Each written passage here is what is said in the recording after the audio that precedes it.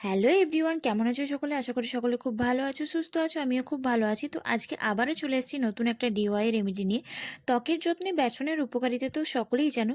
তো আজকে আমি তোমাদের সঙ্গে শেয়ার করব বেসনকে 7 দিন তোমরা আলাদা আলাদাভাবে কীভাবে ব্যবহার করবে। এটা ছেলে মেয়ে উভয়েই ব্যবহার করতে পারো, স্কুল পড়ুয়া ছেলেরাও কিন্তু এটা ব্যবহার করতে পারো। এটার কোনো সাইড এফেক্ট নেই, সম্পূর্ণ ঘরোয়া উপাদান দিয়ে বানানো। তার আগে বলবো, কোনো কিছু কিন্তু ম্যাজিক নয়। যে কোনো রেমেডি করার আগে একটু সময় নিয়ে ধৈর্য সহকারে করো, নিশ্চয়ই তোমরা ফলাফল পাবে। তো চলো বন্ধুরা, ঝটপট করে দেখে নেবে। চলো আজকের রেমেডিটা, ত্বকের যত্নে 7 দিন বেসনকে তোমরা কিভাবে আলাদা আলাদা ব্যবহার করবে।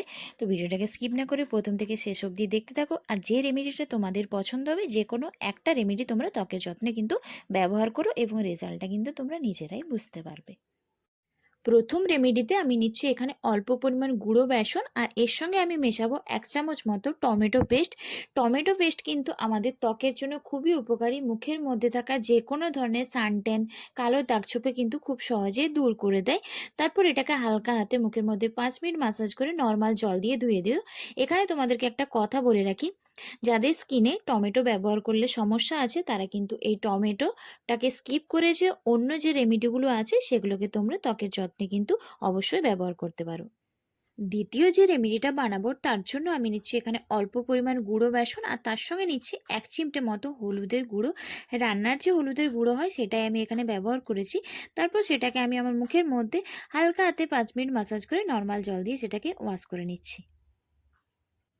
পরের রেমেডি বানানোর জন্য আমি নিচ্ছি এখানে অল্প পরিমাণ গুঁড়ো বেসন, আর তার সঙ্গে আমি মেশাবো কফি পাউডার। কফির মধ্যে রয়েছে ক্যাফিন, যা আমাদের মুখের মধ্যে থাকা যে কোনো ধরনের সানটেন, কালো দাগছোপকে কিন্তু খুব সহজে দূর করে দেয়।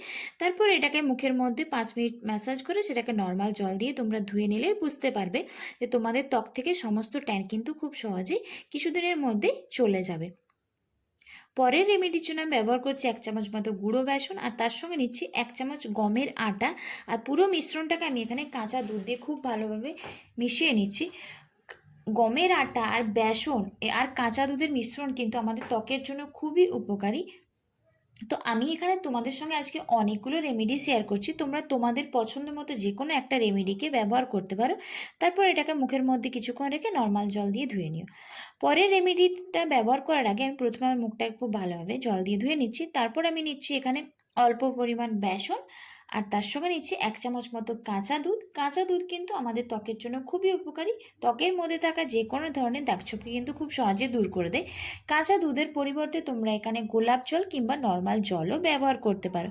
তো এগুলোই ছিল আজকের বেসনের কয়েকটা ছোট্ট ছোট্ট রেমেডি, যেগুলো আমি আমার ত্বকের যত্নে ব্যবহার করি। তো সেগুলোই আজকে তোমাদের সঙ্গে শেয়ার করলাম। তোমরা তোমাদের পছন্দ মতো যে কোনো একটা রেমেডিকে কিন্তু ব্যবহার করো। আর সবশেষে তোমরা কিন্তু যে কোনো ধরনের একটা টোনার আর ময়শ্চারাইজার কিন্তু অবশ্যই ব্যবহার করে নিও। তো আশা করি বন্ধুরা, ভিডিওটা তোমাদের একটু হলেও ভালো লেগেছে। তো আবারও চলে আসবো নতুন কোনো ভিডিও নিয়ে। ততক্ষণের জন্য সকলে খুব ভালো থেকো, সুস্থ থেকো।